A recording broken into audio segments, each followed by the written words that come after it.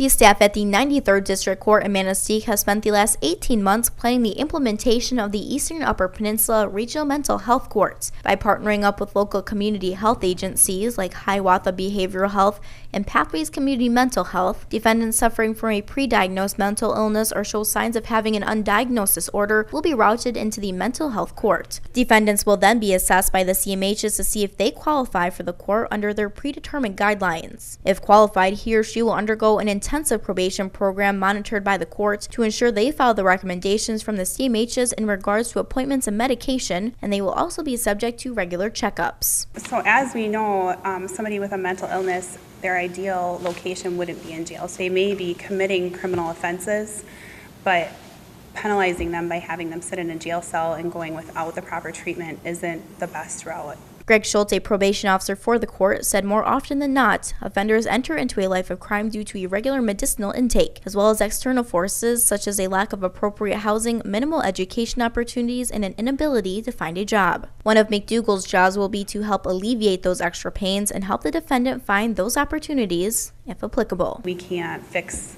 all of their problems for them, but if we can set them up with the proper mental health services, and we can monitor how they're doing on the program, help them obtain all of the services that they need by working with what is available in each community throughout the Eastern Upper Peninsula. We are giving them the stepping stones they need to have a more successful future. When we set the one guy that we're thinking of in jail, that didn't help him.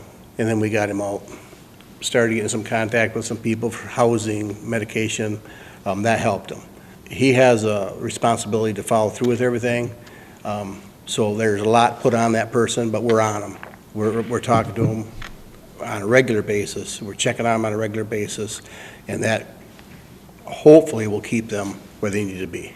Mental health court is a specialty court inside the system, much like sobriety courts, but they differ significantly in that mental health court's concern is treating those with a primary mental health issue, though they can be cross-treated if a substance abuse problem also presents itself. If defendants commit certain high felony crimes like murder or other excessively violent crimes, they will not be considered. The court will run at a district and circuit court level and is aimed at misdemeanors, but each defendant will be assessed on a case-by-case basis. Coordinators say they intend for the program to reduce the likelihood of repeat offenders as well as decrease the amounts of arrests of the mentally ill and ease jail overcrowding issues. McDougall added that it has already opened up conversation about mental illness between providers and law enforcement. We're going to be the middleman to say, okay, like we think that this person needs mental health. We may have law enforcement not understanding why CMH may not think this person qualifies, but we'll be the stepping stone to try to close that bridge in between the misunderstanding of